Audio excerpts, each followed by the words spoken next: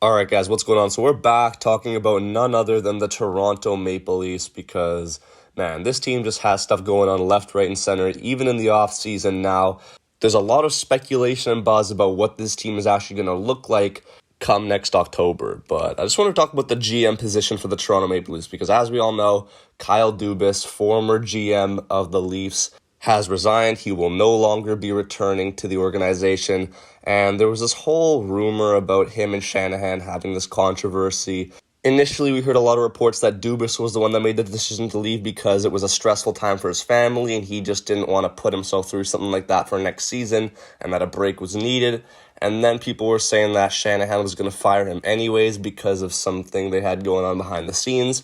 So I really don't know what the truth is, and we probably will never know, but it is over and done with. And with this vacancy comes the opportunity to sign a new GM to lead this Toronto Maple Leafs team in the new direction and start a brand new Leaf. So I was looking around and I saw a couple of names that the Leafs were looking to interview in terms of a general manager position. And man, some of the names I've been seeing are quite interesting. Some I'm sure the Leafs fans would prefer to have than others, but hey, take it as you will.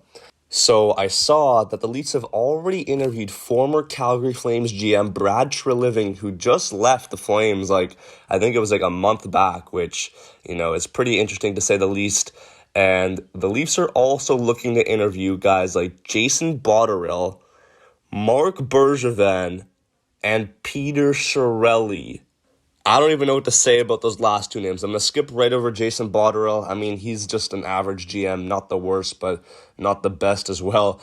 Mark Bergevin would be a very interesting choice. Obviously, former GM of the Habs, and he's a pretty ruthless guy. He's not scared to make big decisions, to shake up the team. So if you have this guy in power, then, man, say goodbye to one of the top four core players because there's no way this guy's going to let them have many second chances if they're not producing. But yeah, if that name wasn't ridiculous enough, let's move on to Peter Chiarelli, who, in my opinion, is one of the worst GMs of all time. I mean, we've seen the moves he's made with the Oilers, where he traded Taylor Hall for Larson, 1-for-1 trade. One of the dumbest trades I've ever seen in my life. Hall went on to the Devils to get a Hart trophy. So yeah, that speaks for itself, but I just wonder what would happen if this guy was in power. Would it be Matthews for a bottom pair defenseman, 1-for-1? I don't know, man, but regardless, it would be a pretty interesting decision if they actually chose Peter Chiarelli of all these other names that are available for the GM position of the Toronto Maple Leafs. And I just want to know your thoughts. Who would you want the GM of the Toronto Maple Leafs to be next season? Because, man, there are a ton of people available. And this news about Peter Chiarelli cannot be good for Leafs fans. I mean, I don't know what I'd be thinking right now if the management was thinking of interviewing Peter Chiarelli as a potential candidate for my team. That would be terrible. So, yeah, Leafs fans, I'm sorry, but this is not good.